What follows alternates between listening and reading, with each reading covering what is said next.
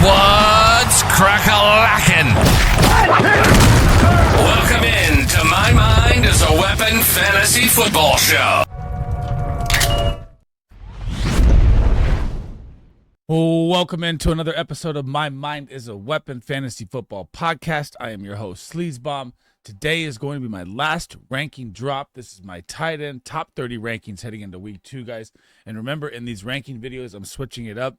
I have all the stats and everything dropped for the tight end side on the Start Sit-'em tight end video. So if you want the stats, check out that video and how it's going to play out. This is going to be more my interpretation of the games, the game scripts, the touchdown upside, and how I think the game is going to play out. So this is going to be more my opinionated based in my rankings, so you get a different look from the Start Sits, which is all stats. I don't want to drop all stats in both videos, so I'm doing a little different version. Before we dive into it, guys, make sure you hit that thumbs up, hit that little logo in the bottom right, tap that subscription button.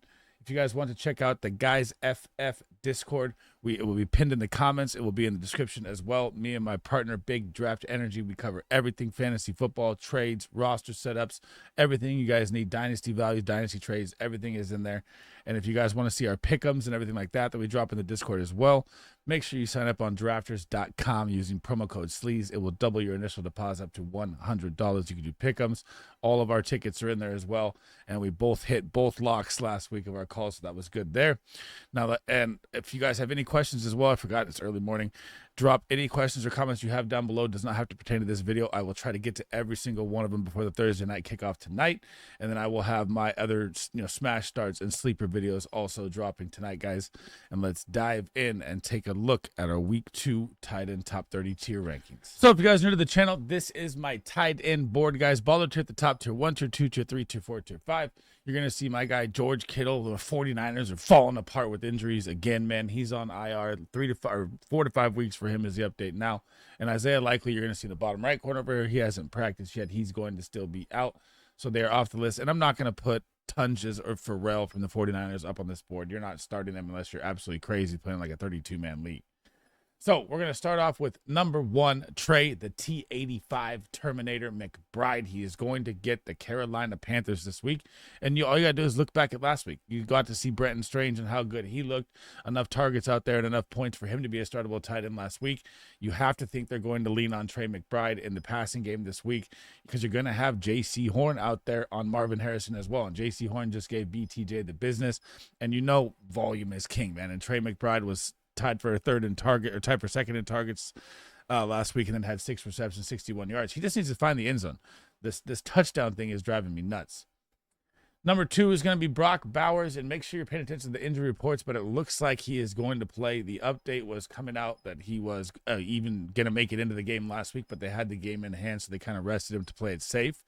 So, you could even look at Michael Mayer if you need to, grab a stash for him, if you need that for your roster heading into this week, because it is Monday Night Football, so you will have to wait. So that is a smart move if you have a roster spot available on your team to just grab Michael Mayer and make sure, that if Bowers is out for some reason, quote unquote, that Michael Mayer can step in. And he played great in the absence of him at the end anyways. Number 3 is going to be Sam Laporta of the Detroit Lions. The Lions offense went through Sam Laporta. I mean, it was absolutely crazy. He had second most receptions last week. He had 79 yards. He looked great in the game, but they were also trailing heavy. Now you're getting your revenge game against Ben Johnson, the old OC that's now the coach of the Bears. Going to be kind of a grunge battle, I feel like, in this game. But if you saw the way the new offense looks for the Lions and their offensive line and how fast the pressure is going to get to them with all the injuries they have on the O-line, it's going to be quick plays. It's going to be quick plays to Amon-Ra, quick plays to Laporta. That's why I kind of stayed away from Jameson Williams, and that's why I'm staying away from Jameson Williams this week again. Number 4, and this one pains me. I don't want to say pains me, but I was really low on Travis Kelce last week, and of course he gets the busted play touchdown. But if you watch the games, this is a pure volume play for me at number 4. We don't know if Xavier Worthy's going to be out there. I don't think he's going to be out there with the shoulder. If he is, I think his re-injury risk is going to be super high. Rashee Rice on IR.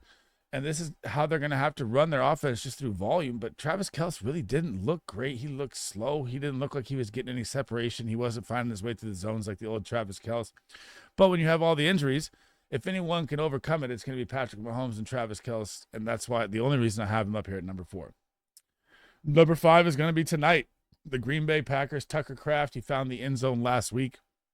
And then the Packers really didn't need to pass the ball anymore. They kind of just ran the clock out, dominated the game versus the Lions exactly how I called they would. And in this game tonight, it's going to be a different look. This is why the over-under is set at 48.5 right now for Thursday Night Football. I can't wait for this game. You get JD5 and Jordan Love. And Tucker Kraft's going to need to be more involved here. It's going to be more pass-heavy game here. It's going to be a higher scoring game, I feel like. And I think that Tucker Kraft is going to have a big, big night tonight. This is one of my big plays of the week here. Kyle Pitts is going to get the Minnesota Vikings Sunday Night Football in Minnesota going up against J.J. McCarthy. But it does look like Darnell Mooney and Drake London are going to be out there, but they're also banged up heading into this game. So we don't know how much usage we're going to see from both those guys. Kyle Pitts coming off a monster week 1 with 7 catches. I mean, Jesus, that is what you want to see from him. So that was nice to see there. And when you play the Minnesota Vikings, this is where their defense funnels to as a tight end. But in week 1, you got a Cole Kmet kind of Colston Loveland split. There's none of that here in Atlanta. And I think Kyle Pitts is in for a monster week this week. Number 7, and we're going to talk about both of them because I have Harold Fannin Jr. up here at number 10 as well. And I'm going to put a slide up as well to show you why I love Harold Fannin this week. So David Njoku last week, he played more snaps. This is why I love the Cleveland Browns offense in fantasy football. Only the pass catchers this year. It's because they're going to be playing from behind. You are playing the Baltimore Ravens. They are coming off a disgusting loss to the Bills. The spread is 11.5, guys. That shows you right there that they think they're going to be playing from behind, as do I. The passing volume is going to be up at 40-plus attempts, just like Joe Flacco led was third in pass attempts last week.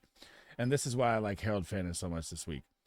So the rookie, 21-year-old, comes in week 1. He had 17.1 points, 9 targets, 7 receptions, 63 yards. No one saw this coming. I had David Njoku as my tight end 1. I thought he was going to absolutely smash in a matchup versus the Bengals.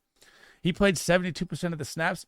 He lined up on the inline. He lined up in the slot. He lined up at the wide receiver. He lined up at the running back. They used this guy all over the field. He had 21.4% target share, 28.6 target per routes run, 27.7% air yard share, and he ran 64.5% of his routes.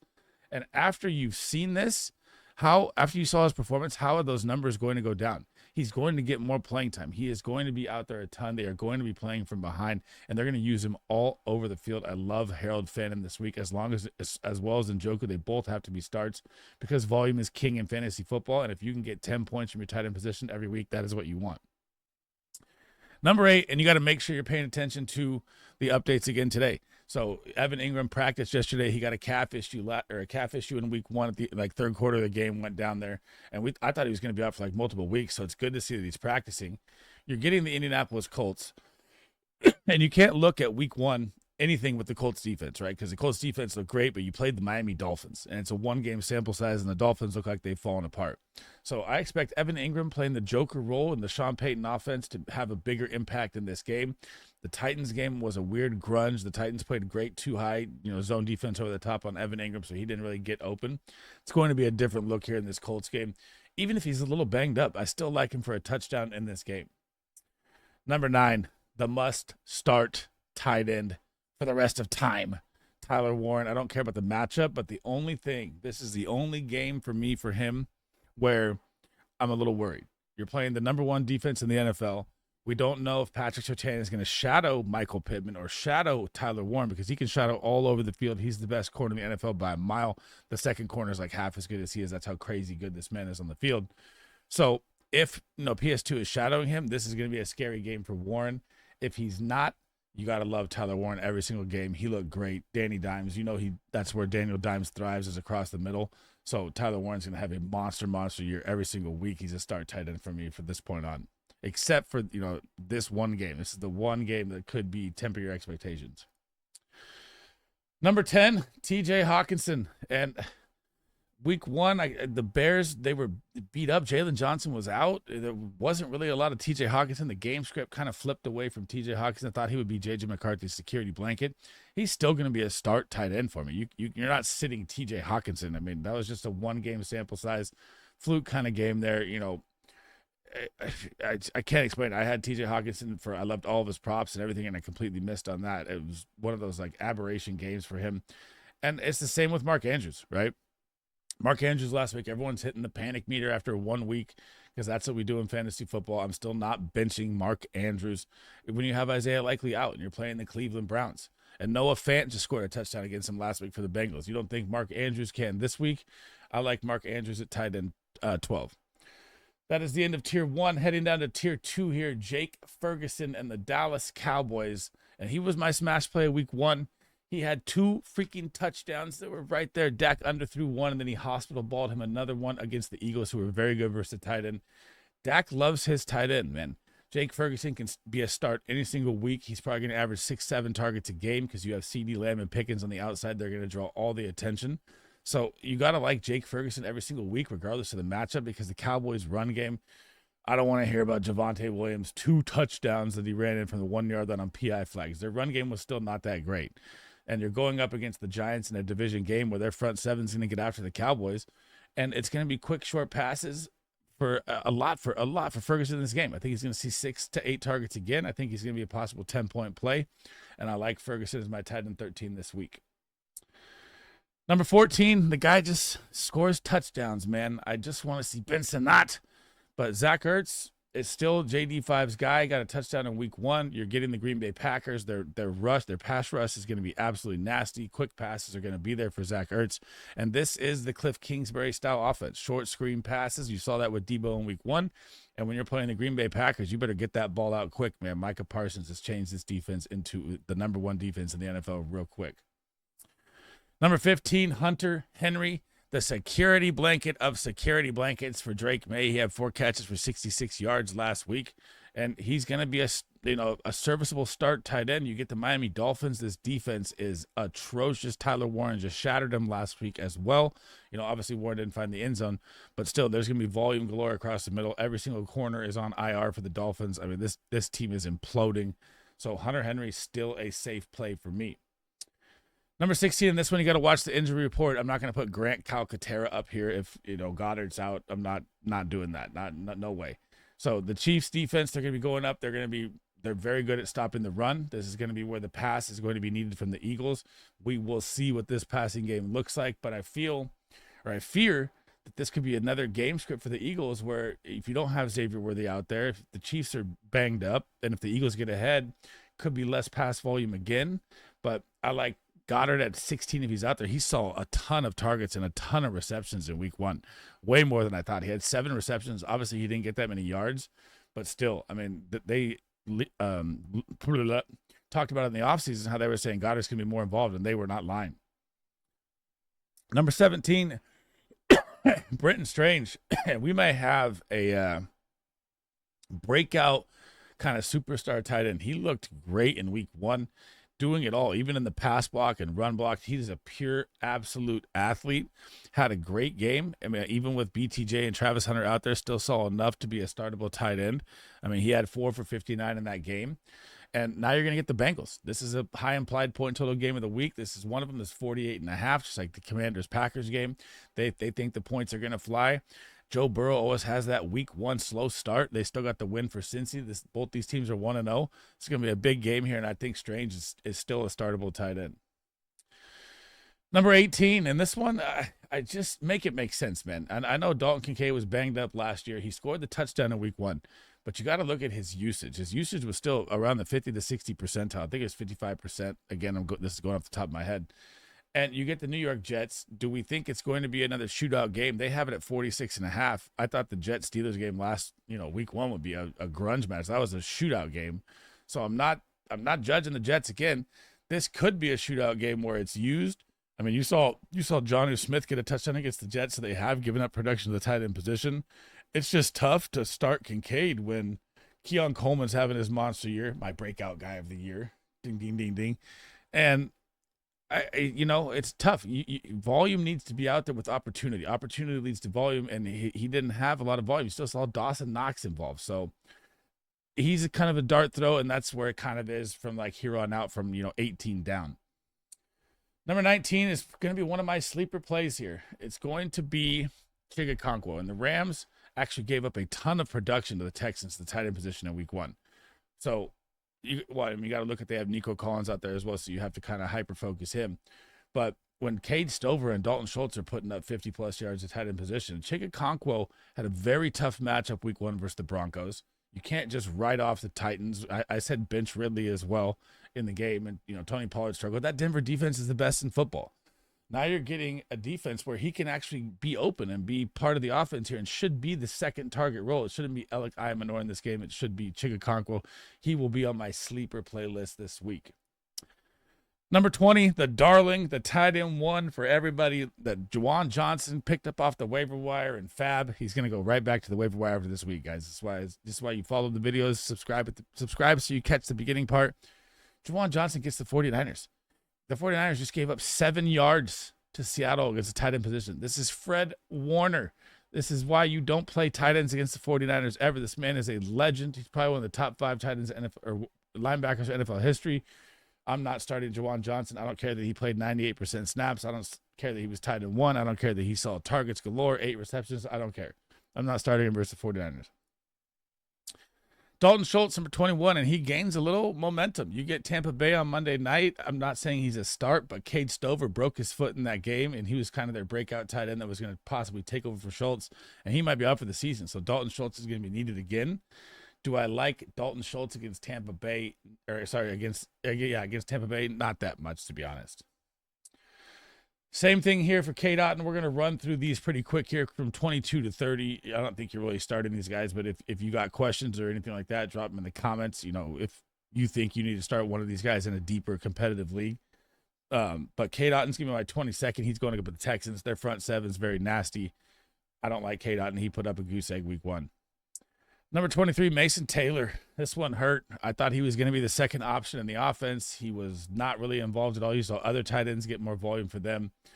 The rookies take a little time. It's not time to hit the panic button after one game. The Jets offense looked good, but I'm not ranking him up here high in this game. I mean, I can't do it. One game, you have a bad game, you can't. And I had him at tight end 18 last week. You get the Bills, and look what happened to Mark Andrews last week. He did nothing, so I'm staying away.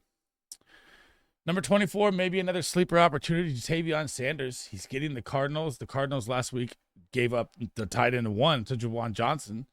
But do you trust it off of Bryce Young's performance? I don't. So he's my tight end 24, maybe on the sleeper video. I'm deciding that as we go through here.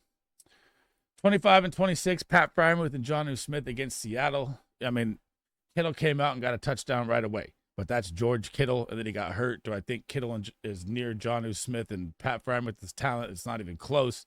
But Jonnu did get, a drawed up Arthur Smith weird touchdown. Do I trust these guys as starts? No, I do not. Number 27 and number 28. And I told you guys this all year long. I told you when you draft Colston Love, and I told you in Dynasty that it was ranked way too high. And look what happened, man. He played 50% snaps to 90% for Cole Kmet. Could they ramp the rookie up? For sure. Coming off his shoulder injury. It's going to be a nightmare for the Bears receiving room all around. All the corps all year long. This is why I didn't draft any Bears, because you're going to see Rome, you're going to see DJ Moore, you're going to see Zacchaeus, you're going to see Burden, you're going to see Kmet, you're going to see Love, you're going to see Swift, all get targets. And you never know who's going to pop that week. So I'm not starting any of these tight ends anytime soon. 29, Mike Gesicki, and 30, Theo Johnson. I could have put Noah Fant up there. I don't trust the Bengals tight ends. And Theo Johnson got absolutely no work, but he's still out there. He's still like the guy. I could have put AJ Barner in this spot. I don't like him. He didn't do much either. So I'm not going to throw him up there.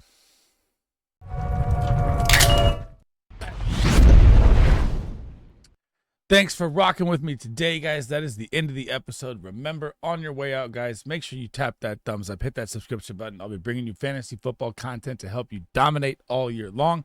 And I will also be live tonight, 7 p.m. Eastern to 8 p.m. Eastern, an hour before kickoff. We'll lead up to 15 minutes before kickoff, taking all the Q&A questions you guys have to help you guys win this week as well. And remember, guys, if you want to join the Discord, that is pinned in the comments and in the description as well. And as always, if you haven't signed up on drafters.com, make sure you use promo code SLEAZE, and you can do pick'ems, best ball drafts, daily DFS, everything like that. I will also be live on Friday doing DFS drafts as well to try and win the splash this week. And that's it for me, guys. I'll be dropping my smash start and my sleeper videos next. And that's it, man. I'll see you guys in the next episode. Sorry, it's early morning, man. Waking up.